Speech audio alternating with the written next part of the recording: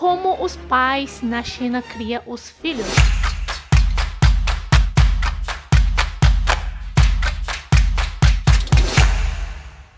Oi gente, sou a Cici, sou a chinesa da China mesmo, mas já vivo aqui no Brasil faz 9 anos e meio. Se você ainda não me conhece, eu sou professora de chinês. Se você quer aprender chinês, você pode me seguir no outro canal que chama Clube de Chinês. Eu geralmente só dou aula de chinês lá. Bom, esse vídeo vamos responder alguns comentários relacionados com o tema como os pais na China criam os filhos. Então eu coloquei na comunidade essa pergunta e selecionei algumas perguntas. E eu tô fazendo bastante isso. Se você também queria perguntar alguma coisa sobre algum assunto, você pode sempre dar uma olhada na nossa comunidade do YouTube. Bom, primeira pergunta. Stephanie Brito. Olá, quais são as tradições com as crianças chinesas? As famílias fazem chá de bebê ou alguma coisa parecida?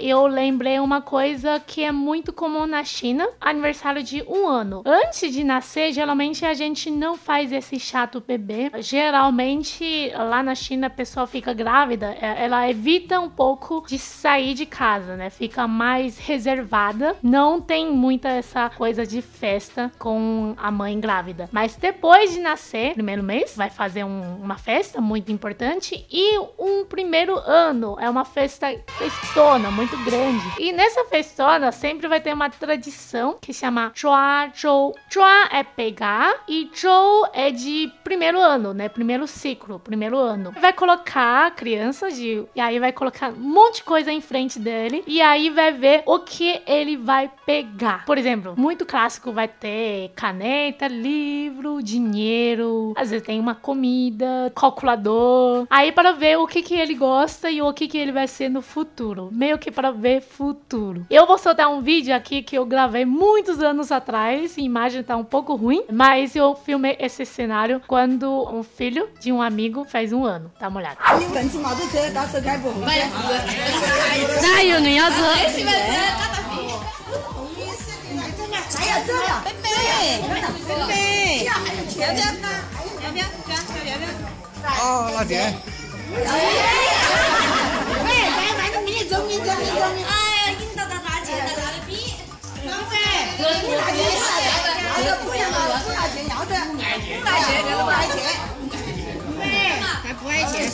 Existem folclores contados por os pequenos como fada do dente, por exemplo. Como são as relações na escola? Essa fada do dente. Esse até fui procurar, porque eu não me lembro muito bem, mas eu acho que é meio variado, dependendo da região da China. Tem amigo que falou que, se o dente de cima cair, você vai ter que jogar embaixo da cama. Se dente de baixo cair, você tem que jogar no telhado, porque dente de cima, ele vai crescer para baixo, né? Então você deixa embaixo. E dente de baixo, ele cresce para cima. Então você deixa no telhado para cima. Mas também tem algumas regiões que você tem que jogar fora. Eu acho que quando eu era criança, acho que era para jogar fora. Porque se não jogar fora, você não vai ter um dente novo. Vovôs falou que, tem que jogar fora. Como são as relações na escola? Não entendi muito bem essa pergunta. Tipo, relação entre os crianças? Entre criança e professores?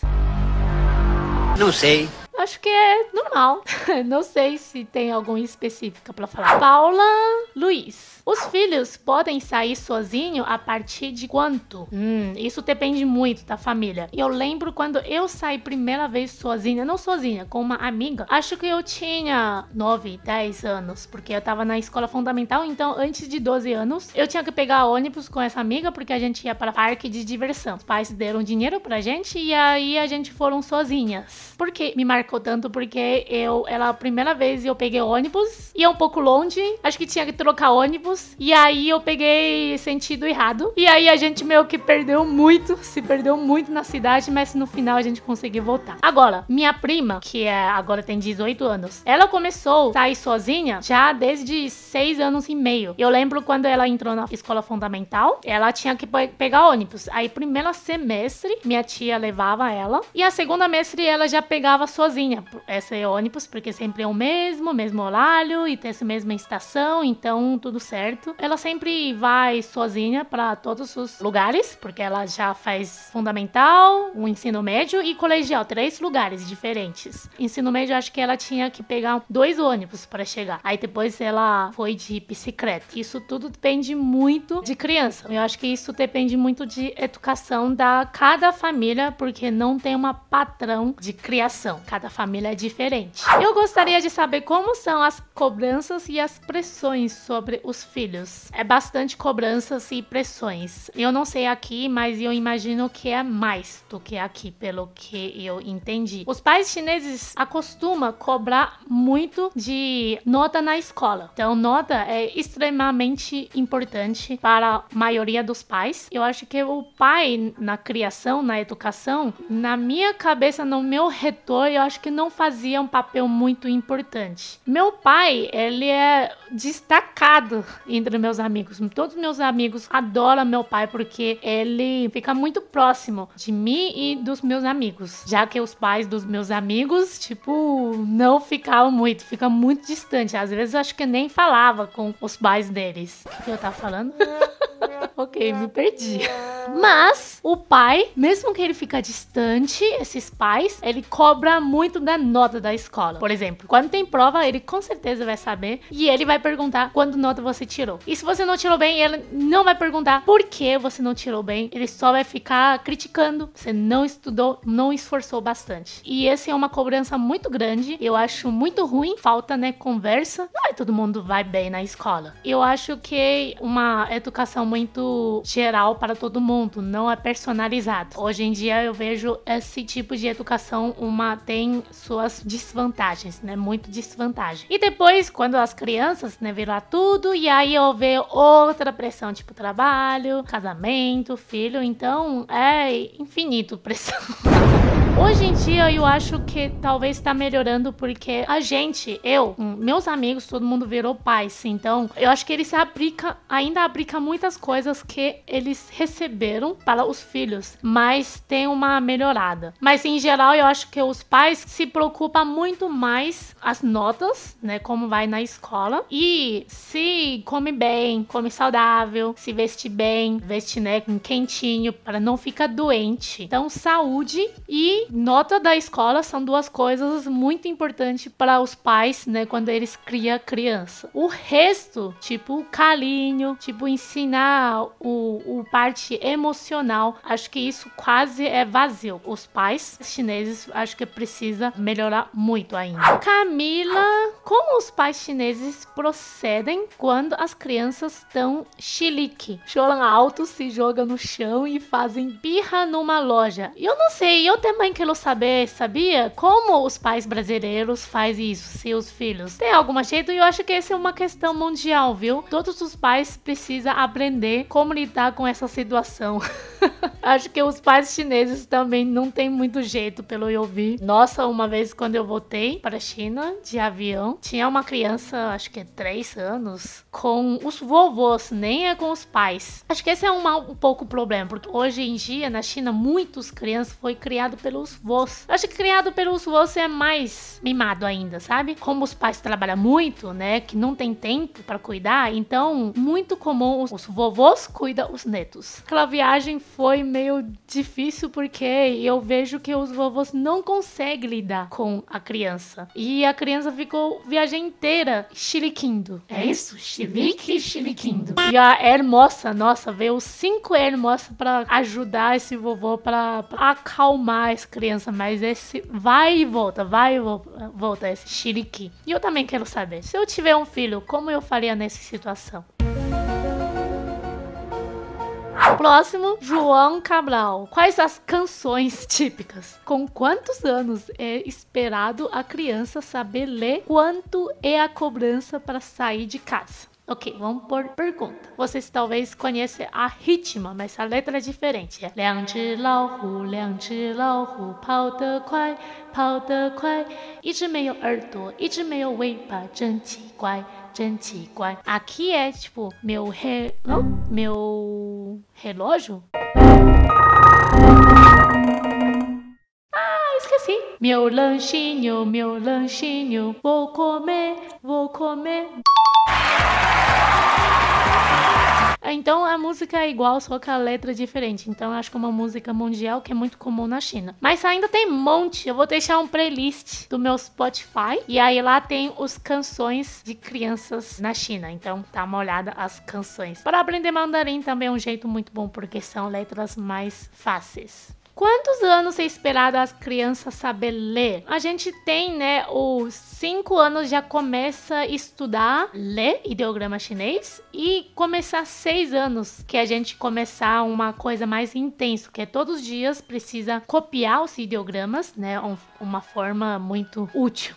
Precisa repetir várias vezes para decorar realmente o ideograma chinês. Então a gente repete, igual aqui, a gente repete também as letras em português, certo? Eu fiz um vídeo como é a alfabetização lá na China. Vai tirar mais sua dúvida sobre esse assunto. Quanto é cobrança para sair de casa? Eu saí de casa com 16 anos, porque eu fiz um colégio que precisava morar dentro do colégio. Então, desde 16 anos eu volto só uma vez para casa, e depois se entra colégio eu volto 2 vezes por ano para casa. Então, teoricamente eu já saí. Existe também vários outros colégios assim, mas o mais comum é você sair com 18 anos quando você vai para a faculdade. Fora das pessoas que moram na cidade grande e ainda moram em casa, mas maioria dos chineses, quando chega a 18 anos, vai fazer faculdade em outro lugar, ou na mesma cidade, geralmente vai morar dentro do campo. É recomendado, porque é mais fácil você estudar, porque tem biblioteca, tem seus colegas, você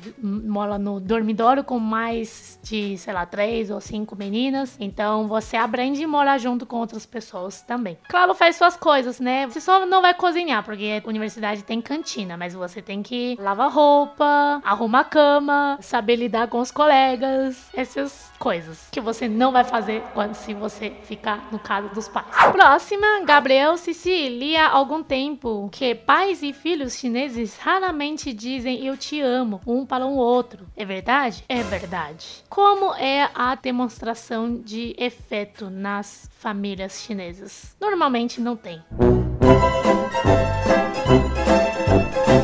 Primeira vez eu abracei minha mãe, meu pai, nossa, foi muito estranho. Depois eu vim pro Brasil, aí eu volto pra China e eu abracei. Faz muito tempo, mas como eu disse, eu morava na faculdade e eu voltava, sei lá, 2 vezes por ano. É muito tempo, mas mesmo assim eu chego em casa, a gente nem abraça. O Lucas até me zoa às vezes, fala o quê? Às vezes eu volto pra China, aí eu vou pra festa dos amigos de infância e a gente só faz Lucas, parece que vocês não se conhecem. Até eu tenho vontade de abraçar eles. Você não? Talvez hoje, como eu já meio incorporei a cultura brasileira em mim, eu queria, mas eu sei que é um pouco estranho, né? Então, eu não faço. Em geral, os chineses são um pouco... Não é pouco. Muito tímido para demonstrar afeto, sentimento. Cici, os métodos para educar os meninos são os mesmos para as meninas ou são iguais? É um pouco diferente. Cobrança e pressão é muito parecido, mas eu tô falando que eu moro na cidade. Na zona rural, eu imagino que é muito diferente, porque ainda é muito, muito machista. Meu exemplo, eu como uma mulher, meus primos, que eu tenho quase só primos, todo mundo recebe a mesma pressão quando ela é criança, que é a escola, tem que tirar uma boa nota e come bem, tem que fazer tudo comportado, né? Essas coisas eu acho que são iguais. Agora, tem uma frase em chinês que é: se for uma menina, a gente tem que dar o melhor para ela. Se for um menino, pode dar mais ou menos para ele. 女孩富养，男孩穷养. Eu não sei se isso, todas as famílias abricam isso, né? Porque tudo depende da família, mas existe uma frase, então existe isso. E eu acho que isso também mostra um pouco machismo. Tá, o homem tem que criar de qualquer jeito, porque aí ele tem responsabilidade de ele ser mais independente. Aí a mulher, porque já que, né, não precisa ser tão independente, aí pode criar, sei lá, como se fosse uma princesa. Então eu acho que é isso bem machista, né, dessa frase, mas existe isso. Mas tem uma coisa que eu esqueci de falar, especialmente nossa geração e mais para baixo, que cada vez mais que os pais chineses tá ficando cada vez mais rico, as pessoas têm mais dinheiro cada vez. Comparado com meus pais nasceram anos 60. Cada vez a pessoa tem mais dinheiro, então tem vida melhor. Como a gente passou muito tempo de filho único, então os filhos únicos receberam muito, tanto menino, tanto menina. Eu tô falando que menino pode criar de qualquer jeito, mas não é bem assim várias famílias. Também sempre os pais dão o melhor para ele. O que ele quer vai estar para ele. Nunca fala não para os filhos. Só que não ensina os filhos a parte emocional. Então isso até gerou um pouco problema, porque tem muitos filhos únicos não sabem agradecer os pais, porque como os pais só